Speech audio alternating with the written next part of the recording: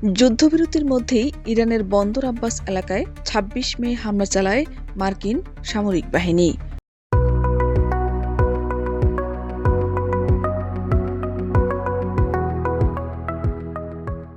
এর জবাবে একটি মার্কিন বিমান ঘাঁটিতে হামলার দাবি করেছে ইরানের ইসলামী বিপ্লবী গার্ড বাহিনী।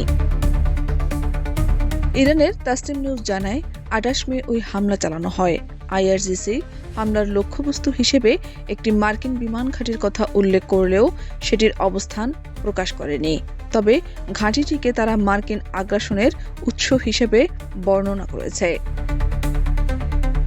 এর আগে বন্দর আব্বাসের উপকণ্ঠে ইরানের একটি সামরিক স্থাপনায় হামলা চালায় মার্কিন বাহিনী। যুক্তরাষ্ট্রের দাবি, হরমুজ প্রণালীতে মার্কিন সামরিক উপস্থিতি ও বাণিজ্যিক জাহাজ চলাচলের জন্য হুমকি তৈরি করছিল ওই স্থাপনাটি। একই সঙ্গে কয়েকটি ইরানি ড্রোনও ভূপাতিত করার দাবি করেছে মার্কিন সামরিক বাহিনী। পাল্টা প্রতিক্রিয়ায় আইআরজিসি কঠোর হুঁশিয়ারি দিয়ে বলেছে, ইরানের বিরুদ্ধে যে কোনো ধরনের সামরিক আগ্রাসনের জবাব দেওয়া হবে। ভবিষ্যতে যুক্তরাষ্ট্র নতুন করে হামলা চালালে তার জবাব আরও চরম ও কঠোর হবে বলেও উল্লেখ করা হয়েছে বিবৃতিতে। এদিকে মধ্যপ্রাচ্যে নতুন করে উত্তেজনা ছড়িয়ে পড়েছে।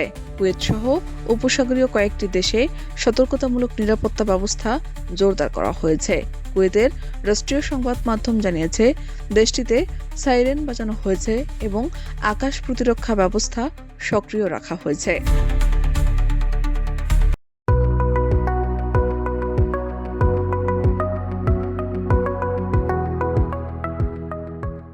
যুদ্ধবিরতির মধ্যে নতুন করে এই হামলা পাল্টা হামলার ঘটনা প্রথম ঘটল।